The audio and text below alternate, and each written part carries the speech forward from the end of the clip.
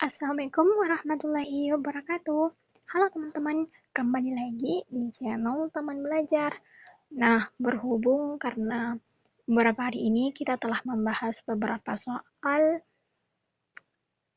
dari keseluruhan subtes UTBK SNBT.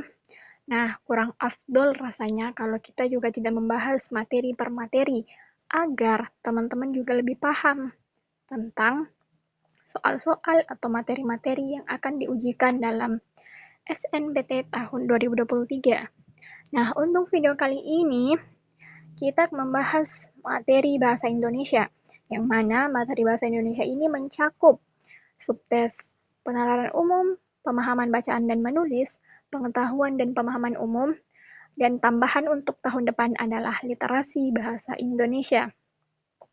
Nah, apa sih materi yang sering muncul dari tahun ke tahun?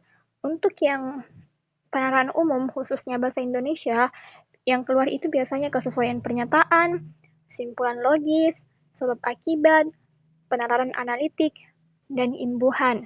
Dan untuk PBM atau pemahaman bacaan menulis, yang pertama ada pemahaman isi bacaan, penalaran kebahasaan, konjungsi, ide atau gagasan pokok, penarikan kesimpulan, analisis wacana, dan kohesi dan koherensi teks. Dan untuk pengetahuan dan pemahaman umum atau PPU terdiri dari kesesuaian huruf, penguasaan kosakata, bentukan kata, kata baku atau kata tidak baku, kalimat efektif, topik bacaan, dan teks rumpang. Dan khusus untuk literasi bahasa Indonesia karena belum pernah diujikan sebelumnya dan baru akan diujikan di tahun 2023 nanti, materinya pasti juga akan mencakup dari mungkin keseluruhan dari 3 subtes ini, tapi hanya saja literasi bahasa Indonesia itu akan lebih mengedepankan tentang bagaimana literasi kita dalam memahami bacaan, bagaimana literasi kita dalam memahami isi teks, dan yang pastinya akan ada peneraran yang lebih dalam. Oke, kita akan membahas materi ini, tapi tidak semuanya. Kita hanya akan membahas materi yang memang dibutuhkan, yang mana kita membutuhkan materi ini sebelum menjawab soal, karena biasanya ada juga soal yang tanpa dibutuhkan materi atau penguasaan materi, karena ada beberapa soal yang hanya meminta kita untuk langsung menjawab sesuai apa yang diminta teks tanpa kita membaca materi atau membutuhkan materi. Jadi, di materi kali ini kita hanya akan membahas 7. Yang pertama itu ada jenis dan unsur paragraf, yang kedua ada kalimat efektif, yang ketiga ada penggunaan huruf, yang keempat ada penulisan kata, yang kelima ada pemakaian tanda baca, yang keenam ada pembentukan kata, dan yang terakhir ada kata penghubung. Tapi untuk di video kali ini, untuk mempersingkat, untuk video pertama atau part 1, kita hanya akan membahas 2 materi, yaitu yang materi pertama, jenis dan unsur paragraf, dan yang kedua ada kalimat efektif. Oke, langsung saja kita ke materi pertama, yaitu jenis dan unsur paragraf. Kita ke jenis-jenis paragraf dulu. Yang pertama ada paragraf deduktif. Paragraf deduktif adalah paragraf yang kalimat utamanya berada di awal paragraf. Paragraf induktif adalah paragraf yang kalimat utamanya berada di akhir paragraf. Dan paragraf campuran adalah paragraf yang kalimat utamanya berada di awal dan di akhir paragraf. Jadi ingat itu ya. Dan kita ke langsung unsur-unsur paragraf. Yang pertama ada ide pokok. Ide pokok atau gagasan utama merupakan pernyataan yang menjadi inti pembahasan sebuah paragraf. Yang kedua ada kalimat utama atau kalimat pokok adalah kalimat yang di dalamnya memuat ide pokok atau gagasan utama. Yang ketiga ada kalimat penjelas adalah uraian atau rincian pembahasan lebih lanjut dari ide pokok yang ada pada kalimat utama. Yang keempat ada istilah atau makna kata adalah yang mana berarti sebuah kata yang sedikit asing terdengar sehingga butuh pembahasan lebih lanjut. Dan yang kelima, ada simpulan merupakan rangkuman atau ringkasan suatu paragraf yang dibuat berdasarkan ide pokok. Nah, kelima unsur ini biasanya akan muncul di soal. Contohnya untuk ide pokok biasanya kita akan disediakan teks dan soal akan memberikan pernyataan tentang apa ide pokok atau gagasan utama dalam teks atau paragraf. Begitupun dengan kalimat utama, apa kalimat utama yang ada dalam teks atau paragraf. Dan untuk kalimat penjelas ini tidak pernah ada di soal, tapi kita harus tahu juga apa itu kalimat penjelas, karena biasanya untuk menjawab kalimat utama kita biasanya terkecoh dan tidak bisa membedakan mana kalimat utama dan mana kalimat penjelas. Dan untuk istilah atau makna kata ini juga sering muncul, dan untuk menjawab soal seperti ini kita harus banyak-banyak membaca dan memahami KBBI atau Kamus Besar Bahasa Indonesia. Yang terakhir ada simpulan, merupakan rangkuman. Nah, ini juga sering muncul, biasanya soalnya mengatakan apa simpulan dari teks, apa yang dapat diambil dari teks tersebut atau paragraf tersebut. Jadi, untuk kalimat ini kita harus memahami lebih dalam lagi. Nah, untuk memahami lebih dalamnya, kita harus latihan soal. Nah, di sini saya sudah menyiapkan beberapa soal. Soal ini meminta tentang ide pokok. Nah, seperti yang saya jelaskan tadi, contoh ide pokok seperti ini. Ide pokok teks tersebut adalah, nah di sini disediakan opsi A, B, C, D, dan E. Oke, langsung saja kita baca teksnya. Banyak komitmen yang dibuat dan harus dipatuhi untuk mendukung performa mereka. Komitmen yang dimaksud antara lain wajib berpantangan mengonsumsi makanan yang pedas dan asam, makanan yang mengandung banyak minyak, minuman dingin, coklat, dan permen. Mereka harus teratur minum beras kencur dan mengonsumsi nasi dengan irisan kencur untuk menjaga stamina. Mereka rela berkorban waktu libur untuk berlatih agar mampu menunjukkan penampilan yang terbaik. Melalui proses inilah peserta didik yang masuk tim paduan suara mempersiapkan diri untuk mengikuti lomba. Nah, kira-kira untuk soal ini jawaban yang paling tepat yang mana?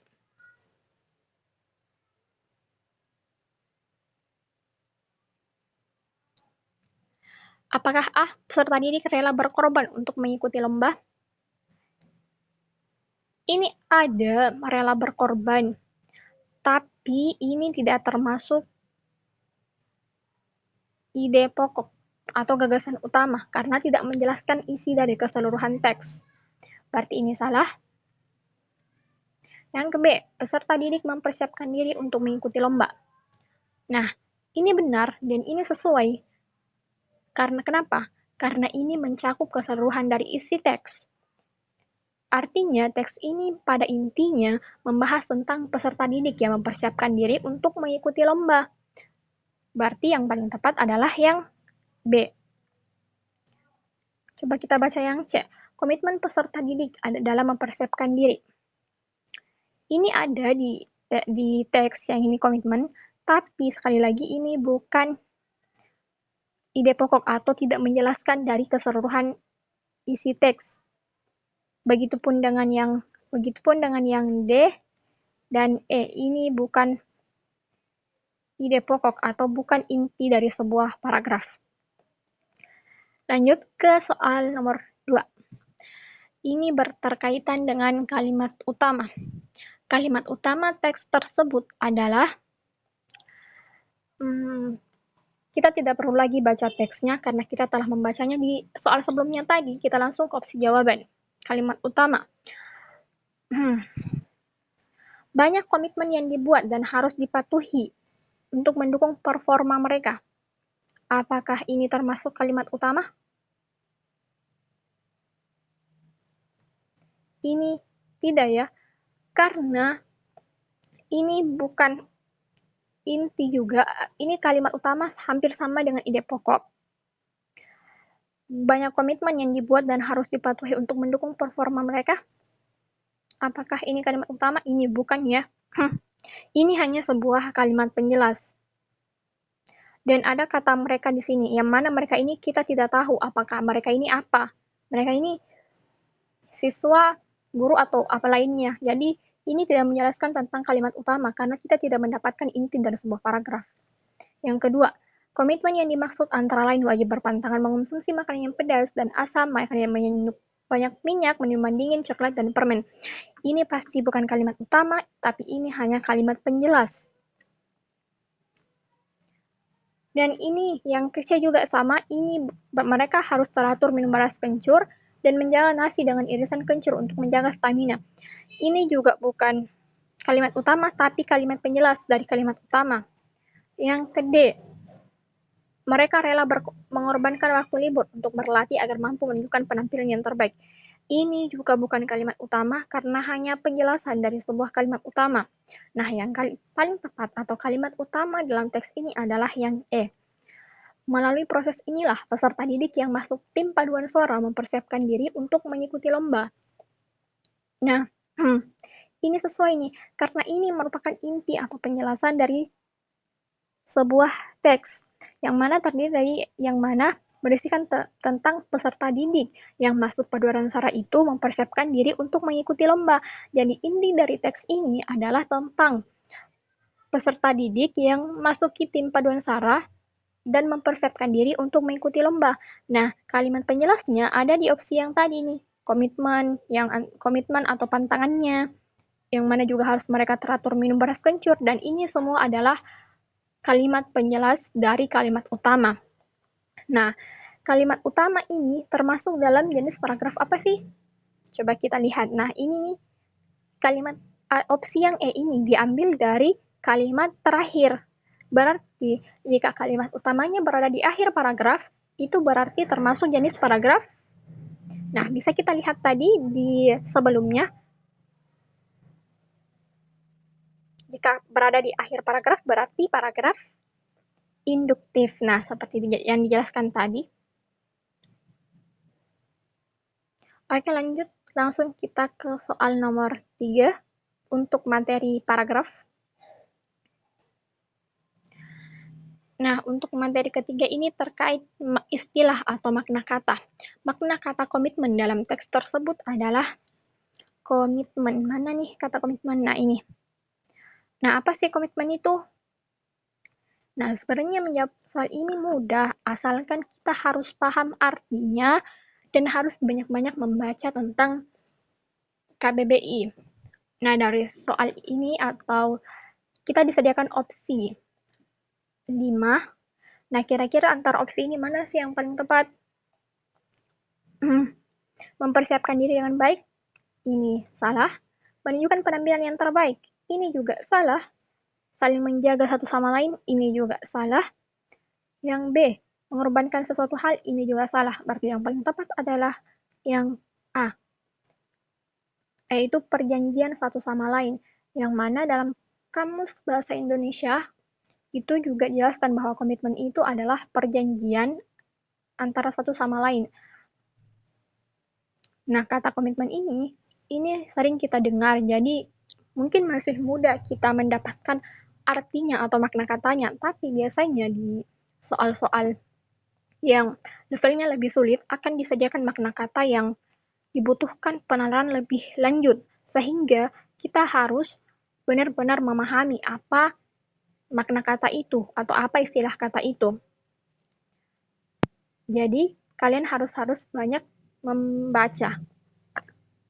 Oke, karena kita telah membahas materi dan soal-soal terkait jenis dan unsur paragraf, maka kita langsung ke materi yang kedua, yaitu terkait kalimat efektif.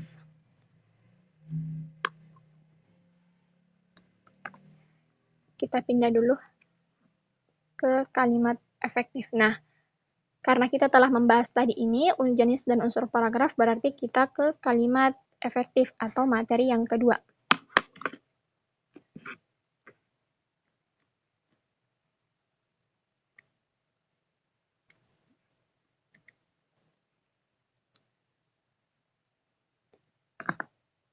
Nah, apa sih kalimat efektif itu? Nah, kalimat efektif adalah kalimat yang disusun berdasarkan kaidah yang berlaku, memiliki subjek dan predikat, memperhatikan EYD atau ejaan yang disempurnakan, dan pemilihan kata yang tepat dalam kalimat. Nah, syarat-syarat kalimat efektif itu ada 6, yaitu ada kesatuan, kehematan, keparalelan, kelogisan, kepaduan, dan ketepatan. Nah, kita akan membahas satu persatu dari syarat kalimat efektif ini. Yang pertama kita membahas kesatuan. Kesatuan adalah keseimbangan antara gagasan dan struktur bahasa yang digunakan yang diperlihatkan melalui kesepadanan yang kompak dan kepaduan gagasan yang baik. Yang mana terdiri dari adanya subjek dan predikat yang jelas, hindari menggunakan kata depan, di, ke, sebagai, dan lain-lain sebelum subjek. Contohnya, di rumah ini kami bermain bersama. Ini termasuk kalimat yang tidak efektif karena menggunakan kata depan di. Dan yang paling tepat itu, atau jika kita benarkan kalimatnya, yaitu dengan merubahnya menjadi kami bermain bersama di rumah ini. Yang kedua ada tidak terdapat subjek ganda. Contoh yang salah itu penyusunan laporan keuangan ini saya dibantu oleh para karyawan.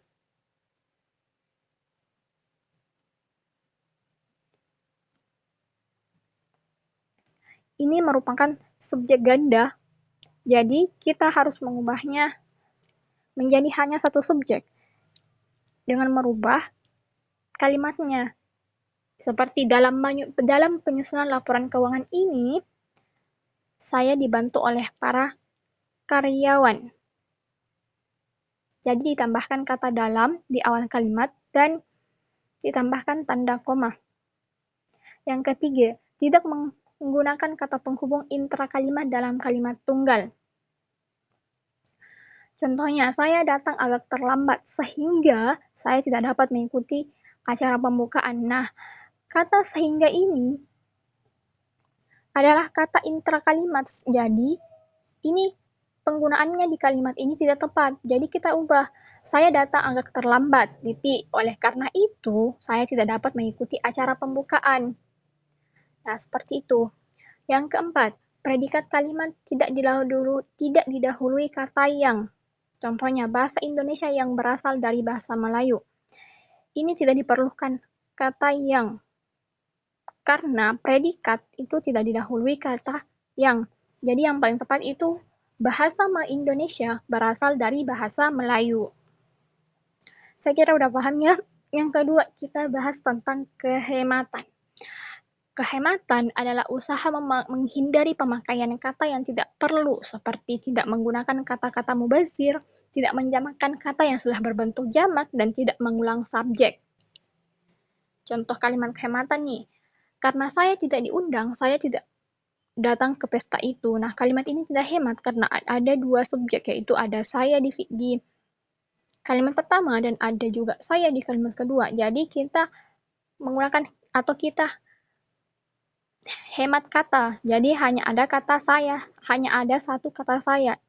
Sehingga yang tepat yaitu karena tidak diundang, saya tidak datang ke pesta itu. Selanjutnya yang B, saya belajar bersungguh-sungguh agar supaya lulus ujian. Nah, ini tidak hemat atau mubazir. Kenapa? Sudah ada kata agar, ditambah lagi kata supaya. Jadi, untuk memperbaiki kalimat ini, kita hanya menggunakan salah satunya. Kita bisa menggunakan kata agar atau hanya kata supaya. Contohnya, saya belajar bersungguh-sungguh agar lulus ujian. Bisa juga, saya belajar bersungguh-sungguh supaya lulus ujian. Yang ke-C, contoh yang terakhir. Syukuran hari ini banyak dihadiri oleh para tetangga-tetangga. Nah, ini juga tidak hemat. Sudah ada para, ada tetangga-tetangga. Jadi, untuk menghemat ini, kita menghilangkan kata tetangga-tetangganya. Jadi, hanya satu kata tetangga. Karena sudah ada kata para, yang mana para ini? Para ini berarti banyak atau banyak dari tetangga-tetangga. Jadi kita perlu mengubahnya menjadi syukuran hari ini banyak dihadiri oleh para tetangga. Atau bisa juga syukuran hari ini banyak dihadiri oleh tetangga-tetangga. Jadi hanya satu digunakan untuk menghemat kata atau kalimat. Yang ketiga tentang keparalelan. Nah, apa sih keparalelan itu?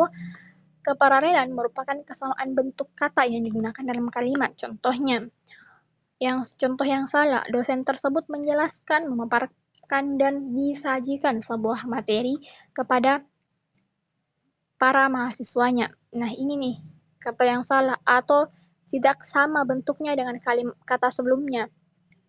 menjelaskan, memaparkan, dan disajikan. Seharusnya ini harus sama dengan menjelaskan atau memaparkan, yang mana didahului imbuhan me atau menggunakan kalimat aktif, bukan kalimat pasif.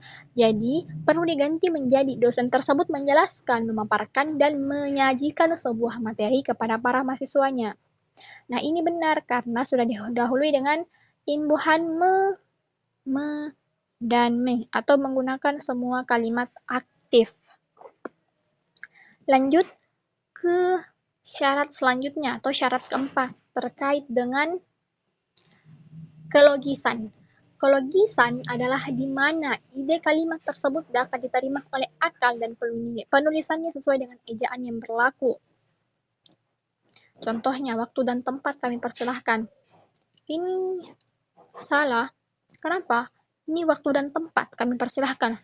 Ini kalimatnya agak ambigu. Masa waktu dan tempat dipersilahkan?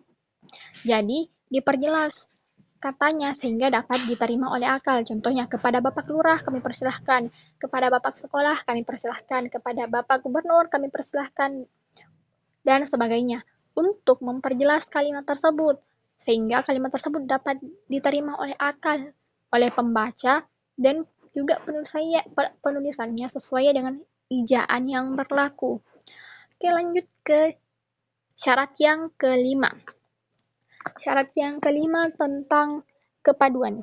Kepaduan adalah terjadinya hubungan yang padu antara unsur-unsur pembentukan kalimat agar setiap informasi yang diterima tidak terpecah-pecah dan mudah dipahami. Contohnya nih, roti memakan ayah saat sarapan. Nah, ini salah.